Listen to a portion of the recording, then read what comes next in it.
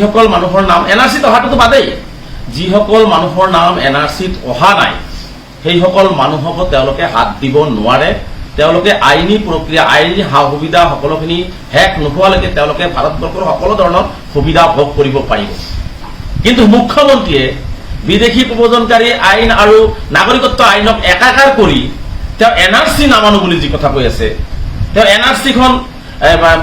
এই ভুল হৈছে বুলি কৈ আছে বহু বিদেশী নাম অন্তৰ্ভুক্ত হৈ আছে বুলি কৈছে এই যে তেওঁ এই কথাটো যে কৈছে এই কথাটোত আমি তীব্ৰ বিৰোধিতা কৰিছো কাৰণ মুখ্যমন্ত্ৰীয়ে জনা উচিত মুখ্যমন্ত্ৰী আইনৰ ছাত্ৰ মুখ্যমন্ত্ৰীয়ে জনা উচিত যে এনআৰসিখন হৈছে মহামান্য উচ্চতম ন্যায়ালয়ৰ নিৰীক্ষণত ভাৰত চৰকাৰৰ জৰিয়তে আৰু মানুহৰ নাগৰিকত্ব চাব পাৰে নাগৰিকত্বৰ কথাটো আলোচনা কোনে কৰে কেন্দ্ৰীয় চৰকাৰে বিদেশী প্ৰব্ৰজনকাৰী কথাটো কোনে আলোচনা কৰে ভাৰত কেন্দ্ৰীয় চৰকাৰে ইয়াত কোনো মুখ্যমন্ত্ৰী এখতিয়াৰৰ বিষয় নহয় আৰু এই সিটিজেনশিপ এক্টৰ আন্ডাৰত ভাৰত চৰকাৰে মহামান্য উচ্চতম ন্যায়ালয়ৰ নিৰীক্ষণত এনআৰসি কৰিছে ইয়াত মুখ্যমন্ত্ৰীয়ে এনআৰসি নামানো এনআৰসিত মানুহ ভুলকে নাম আহিছে এনআৰসিত মানুহ ভুলকে নাম সোমোৱাইছে এইবোৰ কথা কোৱাৰ মই ভাবো যে মুখ্যমন্ত্ৰীৰ নৈতিক অধিকাৰেই ইয়াত নাই কাৰণ মুখ্যমন্ত্ৰী ভাৰতবৰ্ষৰ foreign affairs minister home minister বা ভাৰত চৰকাৰৰ যি নিৰ্দেশত এনআৰসি হৈছে যি ধৰণে তেওঁলোকে চাইছে সুপ্ৰিম কোৰ্টে চাইছে সেই বিষয়ত মুখ্যমন্ত্ৰী হস্তক্ষেপ কৰিব নোৱাৰে কিন্তু মুখ্যমন্ত্ৰীয়ে অসমৰ ৰাইজক আভুৱা ভৰি এইবিলাক কথা তেওঁলোকে হস্তক্ষেপ কৰিব বিচাৰিছে আৰু আটাইতকৈ ডাঙৰ কথা যে মুখ্যমন্ত্ৰীয়ে সেই কথাখিনি বিধানসভাৰ মজিয়াত ভুল পথে ব্যাখ্যা কৰিছে আজি নাজানো অসমৰ সংখ্যালঘু বিধায়কসকলে কিয় এইটো সজৰে উত্থাপন নকৰিল আমি সেই ঠাইত থাকিলে অন্তত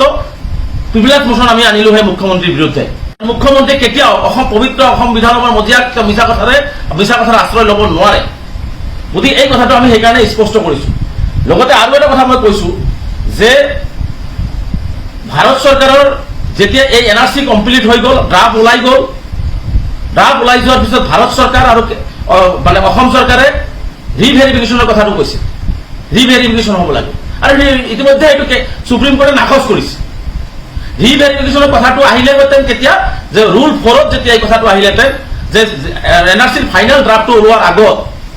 সেইটো ইতিমধ্যে তেওঁলোকে ৰিভেৰিফিকেশ্যন কৰি কাক কাটিব লাগে কাক সোমাব লাগে ইতিমধ্যে কৰিছে গতিকে ফাইনেল ড্ৰাফ্ট ওলাই যোৱাৰ পিছত ৰিভেৰিফিকেশ্যনৰ কথাটো আহিবই নোৱাৰে ইতিমধ্যে সুপ্ৰিম কোৰ্টে সেইখিনি কথা অৱগত কৰাইছে কেন্দ্ৰীয় চৰকাৰে সেইখিনি মানি লৈছে আৰু এতিয়া মই স্পষ্ট কৰিব বিচাৰিছো যে যিসকল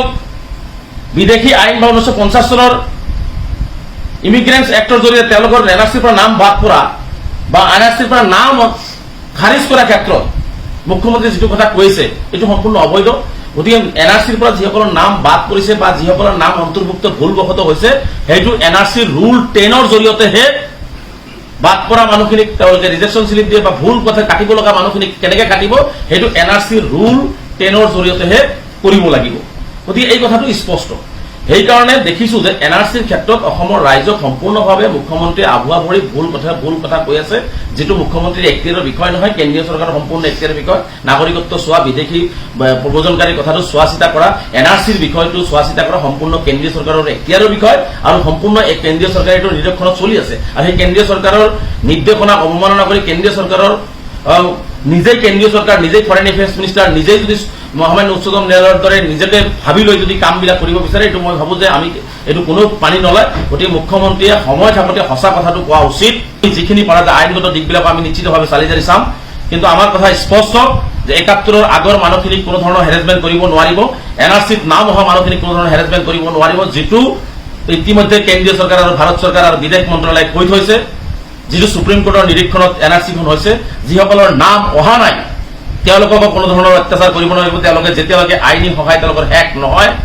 তেওঁলোকক সকলো ধৰণৰ সুবিধা পাব লাগিব ডি ভোটাৰৰ নামত অন্যায় আৰু অত্যাচাৰবিলাক বন্ধ হ'ব লাগিব আৰু স্বদেশী ভাৰতীয় পৰিয়ালৰ প্ৰতিজন মানুহ ভাৰতীয় এজন মানুহক তেওঁলোকে বৰ্ডাৰ পুলিচ আৰু এপ্টিকটৰ মানে বলি কৰাই তেওঁলোকে যি ধৰণে ভাৰতীয় নাগৰিকক অন্যায় কৰাইছে বা অন্যায় কৰিবলৈ চেষ্টা কৰাইছে এইবোৰ বন্ধ হ'ব লাগিব গতিকে এই